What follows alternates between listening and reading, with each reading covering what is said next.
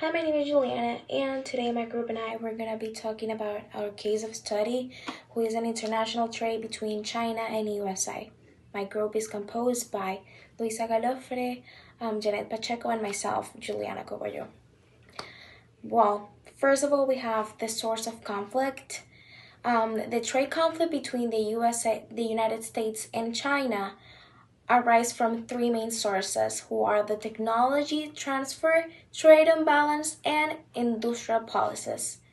First, a forced technology transfer has sparked controversy as the United States accuses China of imposing conditions on USA companies to operate within territory.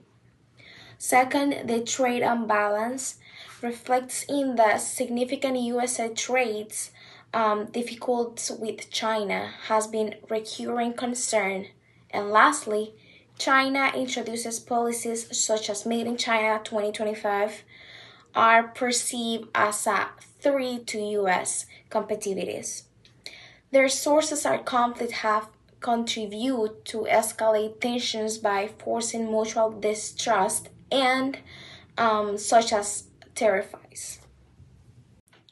Okay. Secondly, we have the context that generates conflict. The trade conflict has intensified in two key concepts, who are political and also economics. In the political context, the rivalry between the US and China from global hegemony has created an atmosphere of distrust. Each company seeks to its influence on the international stage, complicating cooperations in negotiations. In the economic context, the interdependence between the two economies generates tensions due to perceived inequalities in market access as trade policies. These contexts have negatively impacted the negotiation between by hindering both sides' positions and limiting their willingness to compromise on critical issues. Chaos and possible solution to solve conflicts. The main cause on trade conflicts include for technology transfers and unequal traffic policies. To address for technology transfers, the creation of an independent body to oversee agreements and ensure that conversion conditions don't exist is proposed. For tariff policies, a viable solution will involve submitting disputes to the World Trade Organization, promoting impartial review to ensure equality and exchanging these measures could reduce tension and lay the foundation for a more cooperative trade relationship. Hello, my name is Luisa Galofre, and today I'm going to talk about the negotiation as a conflict resolution mechanism. Negotiation has been an essential mechanism for resolving to trade the conflict between the United States and China, and it helps prevent more severe confrontation and seeks mutual solution. However, negotiators have faced multiple challenges such as internal political pressure in both countries and lack of trust. This difficult has limited the scope of agreement and lead to multiple rounds and negotiations without conclusive result. Despite this obstacle, negotiation remains the most effective tool for managing the conflict. About the negotiation style of United States and China, which are quite different. Um, one hand, USA negotiators usually take a more iterative and competitive approach. They focus achieving concrete and immediate results with they prioritize a long-term um, relationships.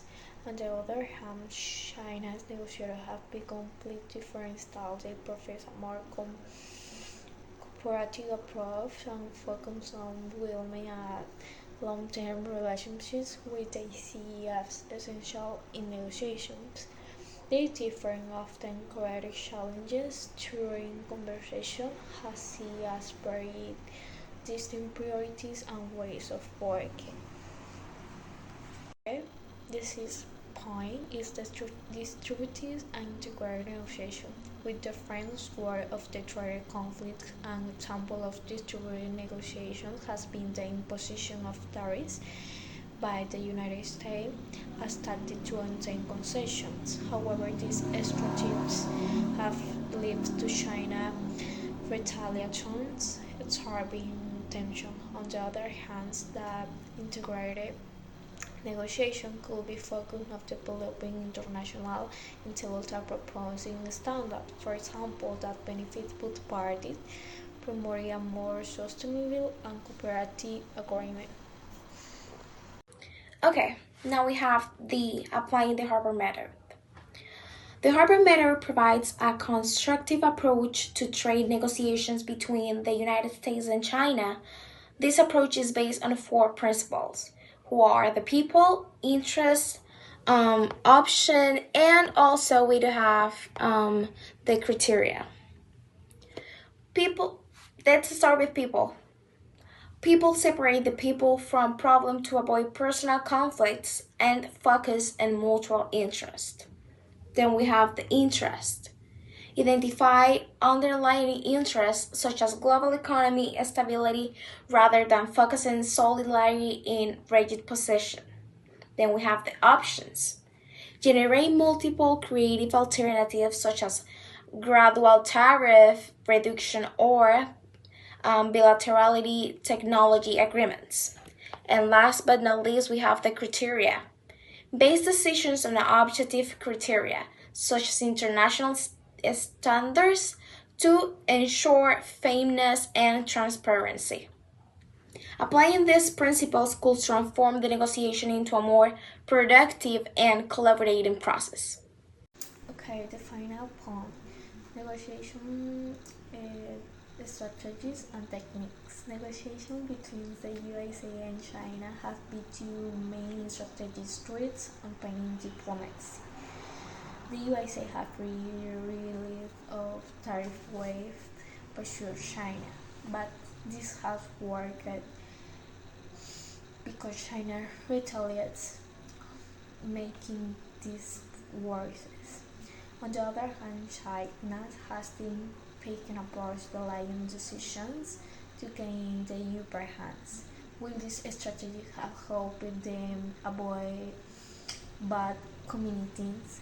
It's also target of the conflicts. This approach shows how complicated the negotiations are and highlighted the need for the both sides to work more collaborative solutions.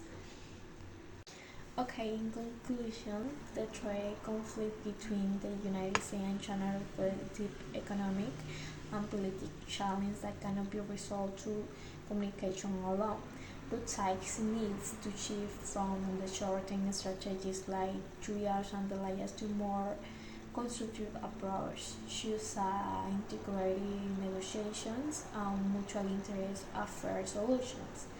The USA and China can work toward reducing tensions and building a more balanced and sustainable trade relationships.